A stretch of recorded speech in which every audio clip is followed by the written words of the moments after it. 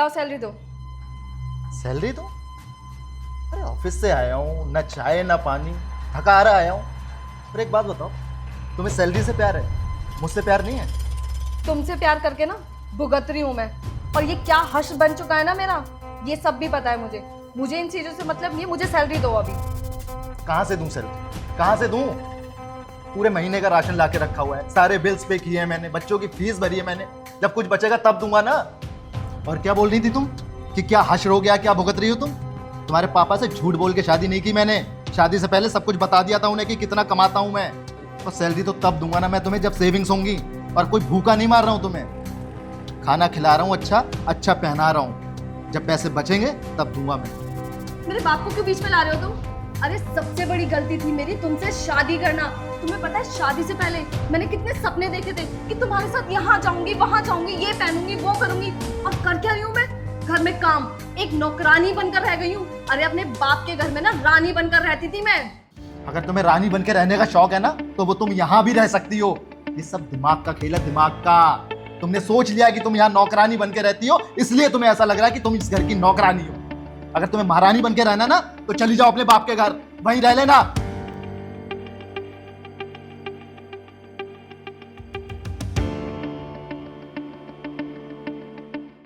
अरे तुम कब तक ऐसे लड़ते रहोगे? बताओ ना। आए दिन जब भी देखते हो ये मुंह फुलाकर सड़कों पर बैठा मिलता है।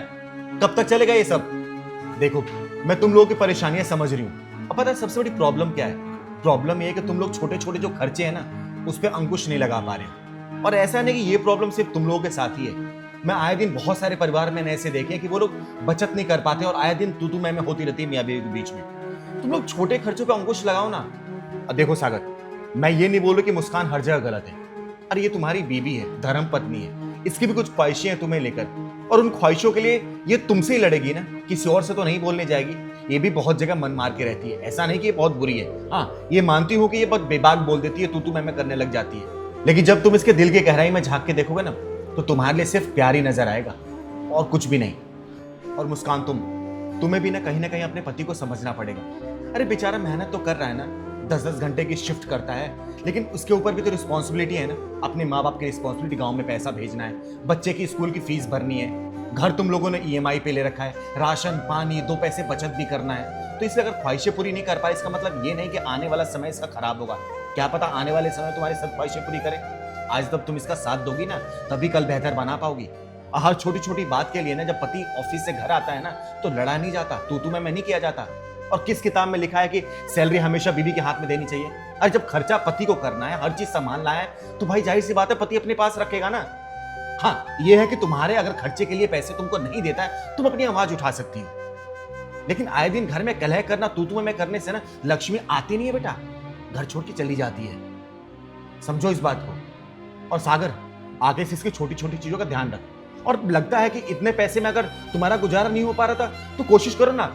अरे मुस्कान, तुम भी तो पढ़ी लिखी हो ना, तुम भी तो बच्चों को ट्यूशन पढ़ा सकती हो या फिर किसी स्कूल में जाके एज ए टीचिंग जॉब कर सकती हो। अरे 2 पैसे आएंगे तो घर की चीजें सही होंगी ना। समझो इस बात को। ये ऐसे आए दिन लड़ाई झगड़ा करने से ना अच्छी बात नहीं है। दीदी आप सही कह रही हैं। दीदी मैंने भी बहुत कुछ प्लान्स कर रखे हैं फ्यूचर के लिए, लेकिन जब ये ऐसे लड़ती है ना, तो मेरा हौसला टूट जाता है। हाँ दीदी, शायद मैं कभी कभी गुस्से में बहुत कुछ बोल जाती हूँ और इन्हें समझती भी नहीं हूँ। मेरी भी गलती है दीदी, लेकिन मैं आगे से ध्यान रखूँगी कि मुझसे कोई गलती ना हो। हाँ दीदी, ये बात तो आपने बिल्कुल सही कही है कि हमें अपने छोटे छोटे खर्चों पे अंकुश लगाना चाहिए। अगर आज हम अपने छोटे खर्चों पे अंकुश नहीं लगाएंगे, तो अपने फ्यूचर के लिए कुछ नहीं कर पाएंगे। हाँ दीदी, इन्होंने बिल्कुल सही कहा। आपने हमें एक चीज़ तो बिल्कुल सही सिखाई है कि जो हम ये छोटे छोटे खर्चे करते हैं ना, उस पर हमें अंकुश लगाना ही पड़ेगा। और घर की गृहिणी तो मैं हूँ, इनके तो बस की नहीं। आज से मैं ये सारी चीज़ें करूँगी। हाँ, ये हुई ना बात। इसी तरीके से प्यार मोहब्बत से रहा करो। छोटी छोटी बातों पे देखो, हर मियाँ बीवी के बीच में तू मैं होती रहती है, लेकिन वो तू मैं अगर दूसरा रूप लेने लग जाए ना, तो एक दूसरे को समझा लो। पति पत्नी का जो रिश्ता होता है ना, वो बिल्कुल एक रेलवे ट्रैक की तरह होता है। और पति और पत्नी उस ट्रेन के 2 पहिए होते हैं। जब दोनों एक दूसरे के साथ समझदारी से चलते हैं ना, तभी ट्रेन सीधी डायरेक्शन में जा पाती है। और दोनों के बीच में अगर तू मैं हुआ, या फिर कोई ऊपर कोई ज्यादा नीचे हुआ, तो ट्रेन के एक्सीडेंट होने का खतरा होता है। बाकी तुम लोग समझदार हो। ठीक है, खुश रहो, मैं चलती हूँ।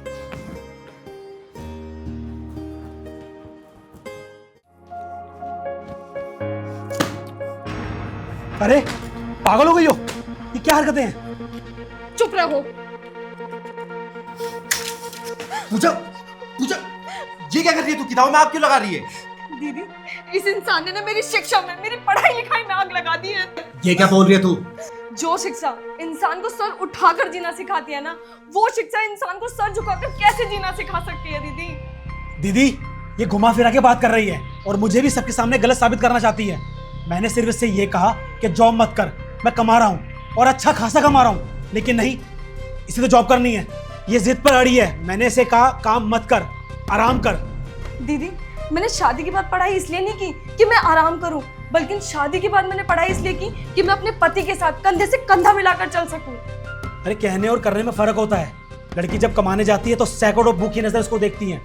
आज आए दिन घर टूट रहे हैं, उसका कारण यही है। मैं रोज ऑफिस में देखता हूँ। अरे ऐसे तो हवा भी जहरीली हो रही है, तो क्या हमने सांस लेना छोड़ दिया क्या?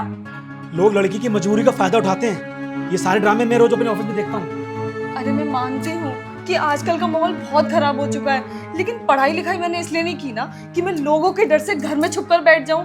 अरे मैं सारी दुनिया को नहीं समझा सकती, लेकिन अपने पति को तो समझा सकती हूँ ना। ये बात आप क्यों नहीं समझ रहे हैं कि पढ़ाई लिखाई अंधकार दूर करती है।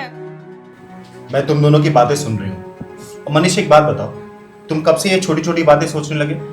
अरे दीदी, आदमी तो सिर्फ ढोलक बनकर रह गया है। इधर भी बजो, उधर भी बजो। काम करवाता है तो रिश्ते खोने का डर, नहीं करवाता तो छोटी सोच। फिर तो ये सही आग लगा रही है। मनीष, पांचों उंगलियां बराबर नहीं होती, और जो पत्नी तुमसे कंधे से कंधा मिलाकर चलना चाहती है, वो तुम्हें कैसे शर्मिंदा कर सकती है समाज में? हा? अरे कम से कम अपनी अकल का तो इस्तेमाल करो तुम। दीदी, आप देख रहे हैं आजकल कैसी कैसी घटनाएं हो रही हैं। अरे डर लगता है। डर के हम घर से बाहर निकलना तो बंद नहीं कर सकते ना, और आदमी के डर को औरत को भी दूर करना चाहिए। लेकिन ये भी बात सच है कि कुछ भूखे भेड़िए हैं जो बाहर ताक लगाए घूमते हैं, और उनकी मंशा बहुत गलत होती है। लेकिन अगर हम अपना काम जिम्मेदारी से करें ना, तो किसी माई के लाल में दम नहीं है कि आंख उठा के देख पाए हमें। अगर हम अपनी जिम्मेदारियों के प्रति जागरूक है ना, तो किसी में दम नहीं है कि हमारे रिश्तों को तोड़ पाए। और रिश्तों की कमजोरी का फायदा ही बाहर वाले उठाते हैं।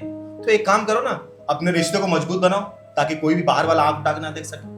हैं? सोच बदलो मनीष, सोच बदलो। दीदी, मुझे आपकी बात समझ आ गई। मैं अपनी पत्नी को पूरा सपोर्ट करूंगा नौकरी करने में। थैंक यू सो मच दीदी।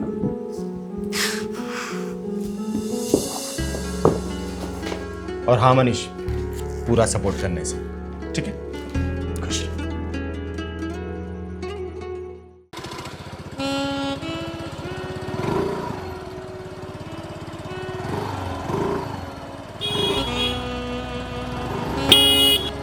अरे बाप रे, लग रहा है सड़क पर किसी की प्रैक्टिस चल रही है, या फिर लगता है स्कूटी खुद भगवान भरोसे चल रही है। अरे देवी, स्कूटी है ये झूला, झूला तो ऐसे रही हो कि जैसे झूला झूला रही हो। अरे चिंगारी, तू ही साइड हो जा, लग रहा आज कुछ ना कुछ अनहोनी तो होनी जरूर।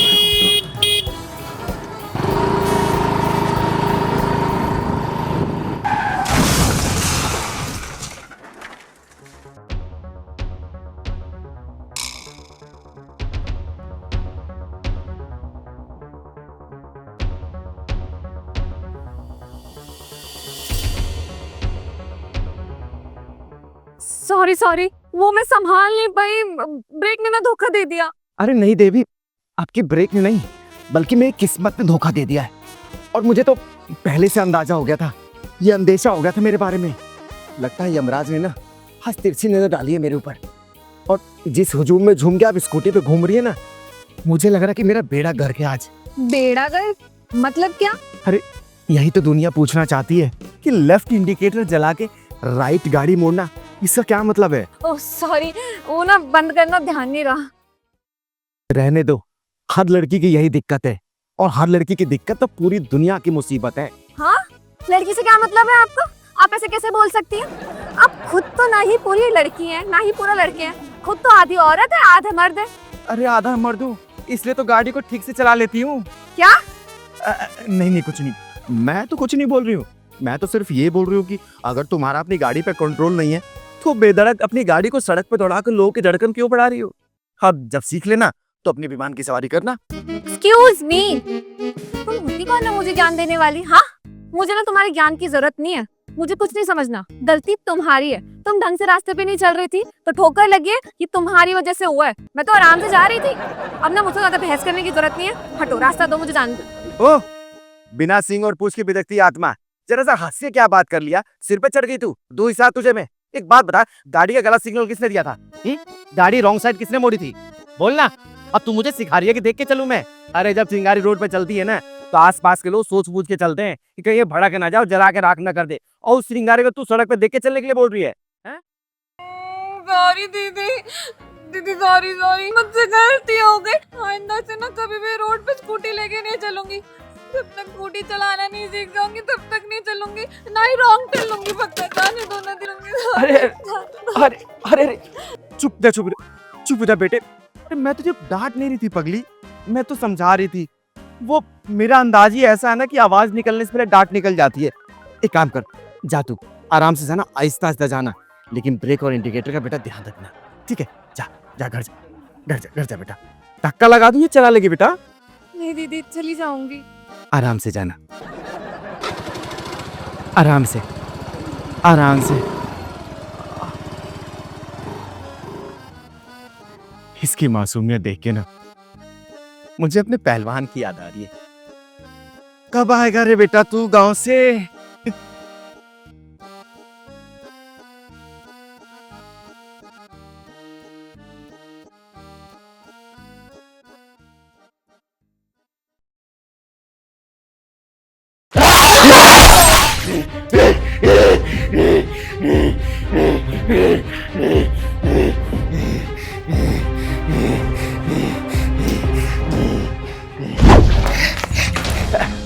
सुनिए नेताजी।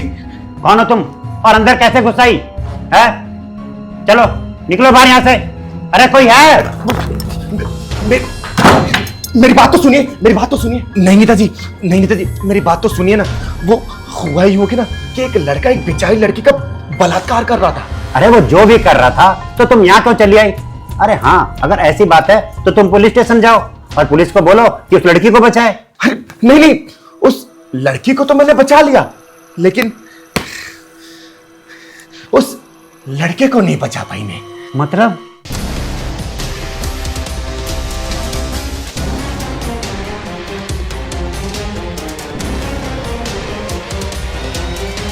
साहब प्लीज मुझे छोड़ दो। क्यों छोड़ दूं मैं तुझे? साहब मैं ऐसी वैसी लड़की नहीं हूँ, प्लीज मुझे छोड़ दो साहब। अरे मैं भी वैसा लड़का नहीं हूँ। साहब मुझे छोड़ दो प्लीज। साहब बात है साहब प्लीज। मैं कोई गलत लड़का हूँ क्या? साहब प्लीज मेरे साथ कुछ मत करो। करना है। इतने दिनों से तेरा इंतजार कर रहा था मैं।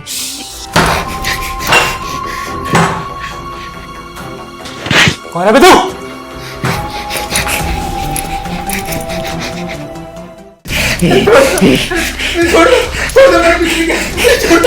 ये कान जाम क्या होता है ना, आज ये चिंगारी तुझे बताएगी। चिंगारी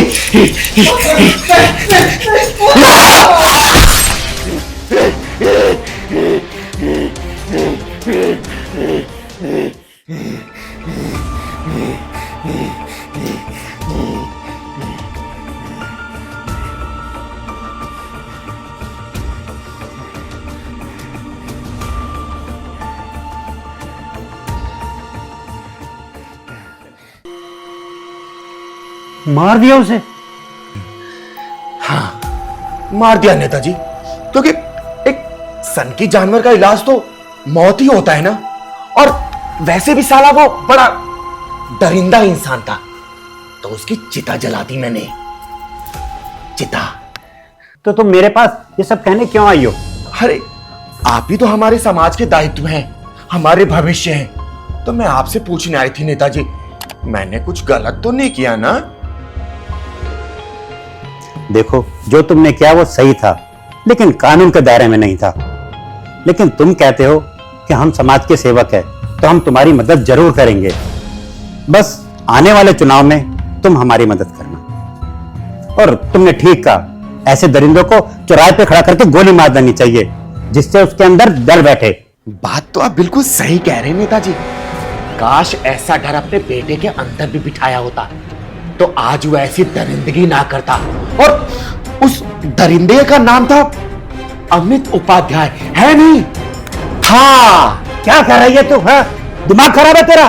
जबान खींच लूंगा तेरी। अरे जुबान छोड़, मैंने तो जान खींच लिया उसका, जान, और उसमें हाथ भले मेरा था, लेकिन वजह तू था, तू, क्योंकि तेरा लौंडा तेरे ही भ्रष्ट सोच में पड़ रहा था, और ऐसी सोच वाले लौंडे को विकराल रूप देने से पहले मैंने खत्म कर दिया, खत्म।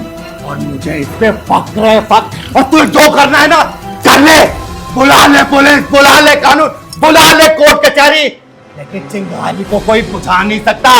चिंगारी हमेशा मशाल की तरह जलती रहेगी, मशाल की तरह। एक लड़के की आबरू बचाने के लिए मैंने तेरे ही घर का चिराग बुझा दिया नेता, तेरे ही घर का। क्या देख रहा है तू? क्या देख रहा है? यकीन नहीं आ रहा मेरी बातों पे? यकीन नहीं आ रहा क्या? तो एक काम कर, जा अपनी बेटे की गाड़ी के डिक्की खोल और आखिरी दर्शन कर ले। जा जा जा जा।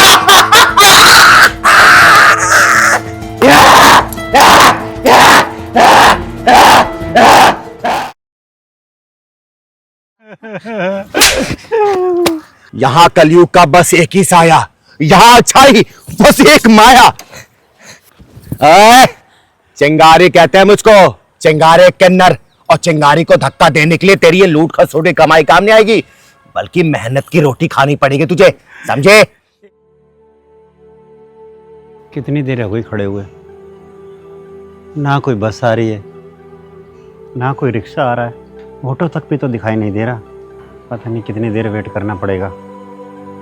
चलो देखता हूँ आगे चलकर कुछ मिल जाए।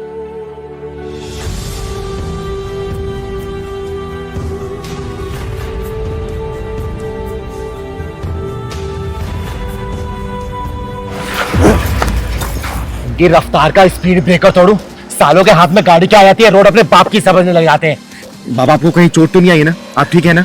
हाँ बेटा ठीक हूँ, बुढ़ापे में इतना दोष है तो जीवन में तो दोष होगा ही ना बेटा। ऐसा क्या हो गया बाबा जो जिंदगी से इतना रूठ गए हो आप? बेटा बाबा बताओ ना। रूठा नहीं हूँ बेटा, जिंदगी से कुछ शिकायत हो गई है। अब देखो, तुम्हारी दादी लड़की के भरोसे छोड़ के चली गई और लड़की हो गई ससुराल की। अब एक हफ्ते से रिटायरमेंट के पैसे के लिए धक्के खा रहा था, अब जाकर मिला है। अरे चलिए कम से कम मिला तो सही। लेकिन इंतजार की घड़ियां अभी खत्म नहीं हुई। अब देखो, गाड़ी के लिए कब से इंतजार कर रहा था। बाबा मैं ही आपको छोड़ देती, लेकिन पता नहीं कि पहलवान मेरी गाड़ी कहाँ लेके चला गया है। वैसे आपको कहाँ जाना है? बेटा साकेतपुर तक जाएंगे। साकेतपुर? बाबा आपको साकेतपुर जाना है?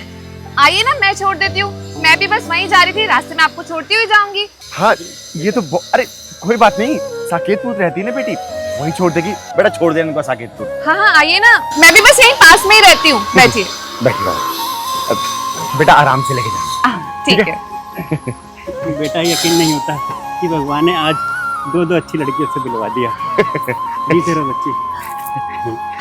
आराम से आना बेटा। ठीक है बाबू।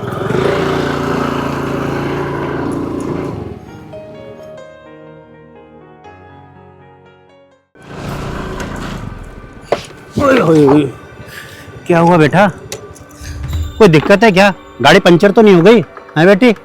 अरे ओ बेटी के बाप, चल नीचे उतर मेरी स्कूटी से। बेटी तो ऐसे क्यों बोल रही है? अरे परम पूजनीय बुजुर्ग आत्मा, उतर मेरी स्कूटी से, चल। क्या हुआ बेटी? ला चलिए बैग मुझे दे। ये मैं क्यों दूं तुमको? है? क्यों देगा? पैसे है ना इसमें, लगे।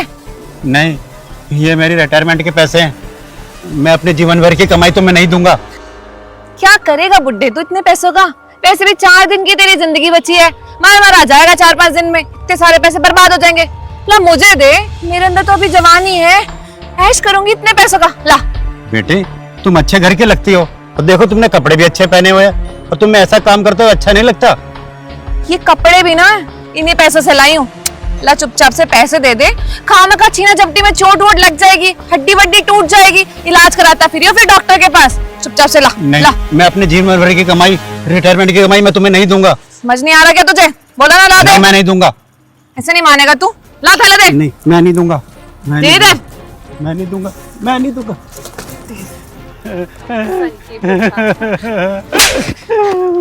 यहाँ कलयुग का बस एक ही साया, यहाँ अच्छाई बस एक माया।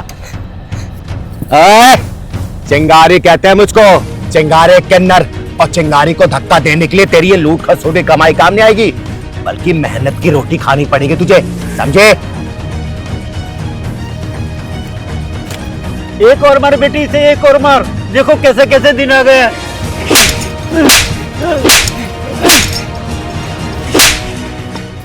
अरे दीदी, ये तो अपनी स्कूटी भी छोड़ के भाग गई। अरे पहलवान, ये भी लूट की होगी, लेकिन इसी स्कूटी से ना इसका पता चलेगा और इसका इलाज करूंगी मैं। ले बाबा। बेटा बहुत अच्छा किया जो तुम यहाँ पर आ गई, लेकिन यहाँ कैसे आ गई? वो क्या है ना पापा, वहां पे ना आपका फोन गिर गया था और जैसे मैंने आपको भेजा ना तो मेरा पहलवान आ गया। अच्छा। बस वही फोन वापस करने आई थी आपको। अच्छा, मेरा फोन वही रह गया था। बेटा तुम जैसे इंसान धरती पर बहुत कम होते हैं।